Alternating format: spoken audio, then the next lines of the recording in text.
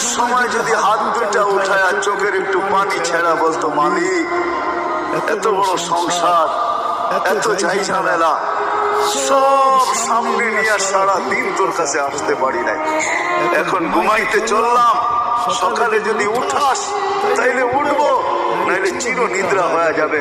কেননা ঘুম তো মৃত্যুই, ঘুম তো মারা যাওয়াই, নাইলে ঘুমের থেকে ওঠার দোয়া এটা কেন হবে? আলহামদুলিল্লাহিল্লাযী আহইয়ানা বা'দামা আমাতানা ওয়া ইলাইহিন নুশুর। ঘুম যদি মৃত্যু মারা না হইতো, মৃত্যু বরণ করা না হইতো, তাহলে এই দোয়া ঘুমের থেকে ওঠার হতো তো হইতো কেন? অন্য দোয়া হইতো, আরো তো কত দোয়া হইতে পারতো। বোঝা গেল আমি মৃত্যুর থেকে ফিরে আসছি, মরে গেছিলাম ঘুমের ভিতরে। আমার জাতি যদি শোয়ার আগে হাত দুইটা উঠে তওবা করে